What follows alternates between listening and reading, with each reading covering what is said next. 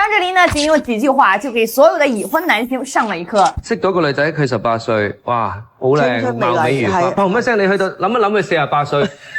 冇分別噶喎，你個電話你老婆打嚟嗰幅相係佢同你啱啱認識嗰幅，我就係咁做噶喎。係啊，好靚嘅，最靚嗰幅相。係啊，咁你一睇啊，真係好靚啊。張智霖呢，長了一張渣男臉，卻幹了一輩子深情事兒。1994年啊，那時的袁詠儀是什麼人？她是港姐冠軍，是蟬聯2屆金像獎影后的天才少女。但同時呢，她也是港圈出了名的惡女。她脾氣火爆，敢罵導演，敢懟媒體，甚至呢，因為年輕氣盛啊，被成龍大哥封殺過。身邊的朋友呢，都勸張智霖啊，這個女人太瘋了，你駕馭不了，趕緊分手吧。那時候的張智霖呢，她還是個初出茅廬、一臉稚氣的偶像歌手，在外界眼裡啊，這是一場典型的女強男弱，是軟飯男高拍了大女主。可張智霖是怎麼做的呢？他在自己的演唱會上頂着排山倒海的壓力，牽起了袁詠儀的手，當着萬千觀眾的面合唱了一首戀愛預告。這一牽呢，就是整整28年。他曾以為啊，自己喜歡的是那種溫柔啊、賢淑、聽話的女生。可遇到袁詠儀之後呢，他發現所有的標準呢，都變成了廢紙。我以為自己喜歡那種很溫柔啊、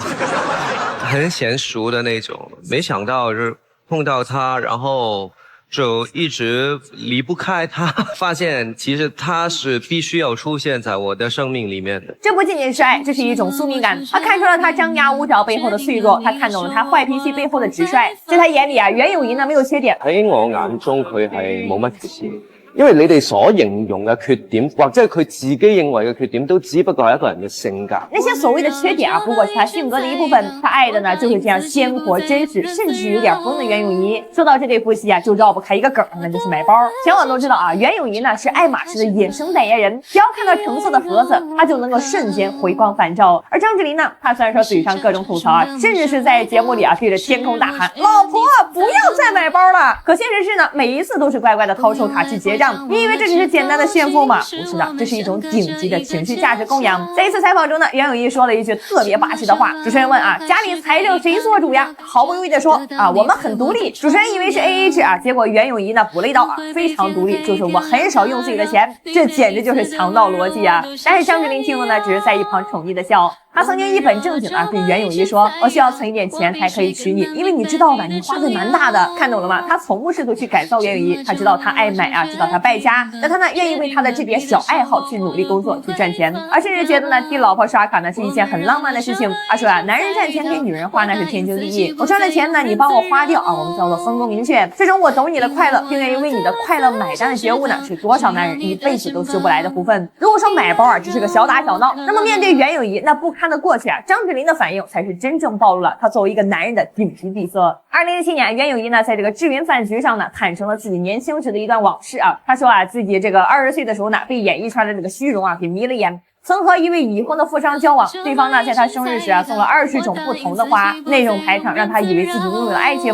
這番話一出啊，媒體是瞬間就炸了，各種被包養、小三兒、貪慕虛榮的髒水呢潑向了袁詠儀，也潑向了張智霖。換做任何一個普通的男人，面對這種足以讓家族蒙羞的綠帽子傳聞呢，恐怕早就是暴跳如雷，甚至提出離婚了。可這張智霖是怎麼回應的呢？面對記者的長槍短炮啊，他眼裡呢沒有憤怒，只有滿滿的心疼。他紅着眼眶說：“每個人都有過去啊，我唯一的遺憾就是沒有早點認識他，沒有早點能夠保護他，讓他不用經歷內心風雨。”這一句話直接封神啊！還有梁朝偉啊，當年劉嘉玲遭遇了綁架拍照事件，當那些不堪入目的照片被周刊刊登出來的時候呢，梁朝偉做了什麼呢？他沒有嫌棄，沒有逃避，他直接對劉嘉玲說：“如果你想退圈啊，我陪你，我們去一個沒有人認識我們的地方，重新開始。”張智霖和梁朝偉啊，這兩個男人用行動顯示了什麼叫做港男的擔當。他們不把女性當成自己的私有財產，不把女性的真潔和過去呢當成評價他們的唯一標準。他們看到的是一個活生生的人，是一個自己深愛的伴侶。他們用寬容和愛治癒了愛人身上最深的傷口。袁詠儀呢後來哭着說啊，我不後悔承認過去，但我後悔傷害了他。你們可以罵我，但請不要傷害他。這就是雙向奔赴的最高境界啊！我敢於坦誠我的不堪，因為我知道我一定會接住破碎的我。在綜藝裡呢，當被問到如果生命只剩24小時，會對袁詠儀說什麼？